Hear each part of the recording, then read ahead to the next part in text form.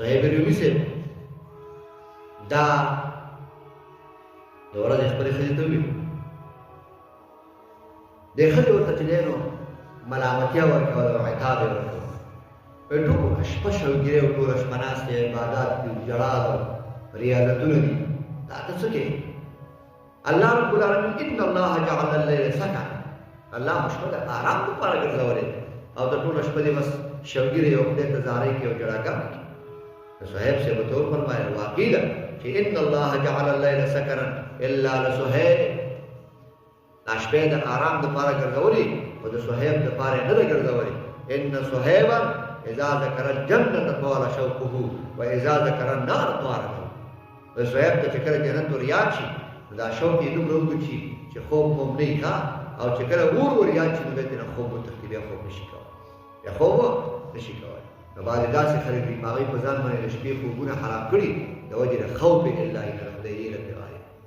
د خدای یېره پرې غالب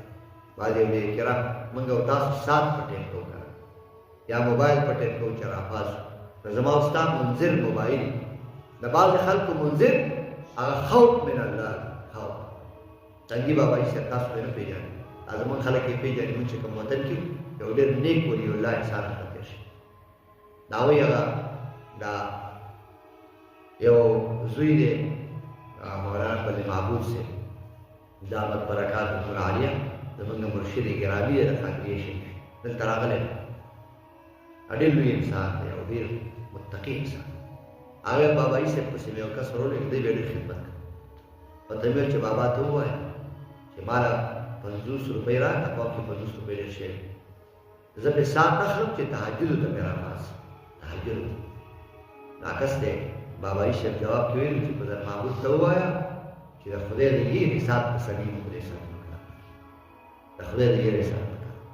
هغوی به هم ته کیسې کولې د باباجي تنګي باباجي نیک انسان تېر شي هغه به ویل چې باباجي کې داسې حالات چې کله به پرې او به داسې ناست وم چې وده به شم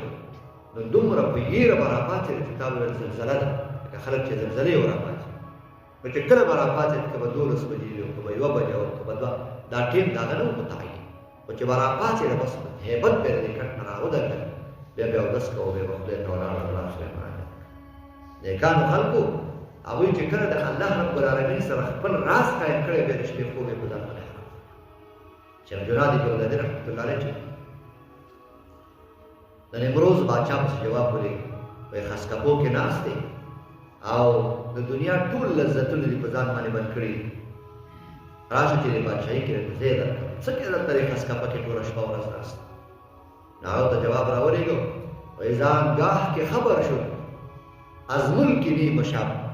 من ملکی نیم روز باید جو نمیخوانیم وایي کله چې جنید دا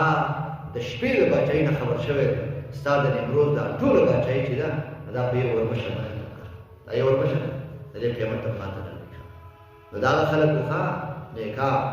هغوی چې کله د الله سره ځان وصل کړ نو بیا خوب خو تقاضای نفس ته کوي او چې یو سړی خپل نفس راواخلي او مړ یې کړي نو څوک به تقاضا وکړي چې ما هره درکه وولګي موږ او تاسو د نفس غلامان موږ او تاسو د نفس غلامان طالبان دا نفس چې ضعیفه کېږي دا په ریاضاتو باندې دا په مشقت تېرولو باندې چې ته دا نفس چې دی نو عادت کې عادت ریاضت څه ته وایي ریاضت نفس د خدای د بندګۍ سره عادتول دا اولیاء کرام چې ریاضتونه کوي نو دې معنا دا نه ده چې ریاضت کمل شی ریاضت دا دی د خپل نفس ته تکلیف ورکول په څه باندې د الله په اطاعت او د الله په بندګۍ چې دا نفس ته دې ته د اولیاء کرامو دا نفس چې راضیه مرضیه ولې ګرځي هغه سره دومره مقابله وکړي چې ځان تابع کړي بیا چې ورته وایي زه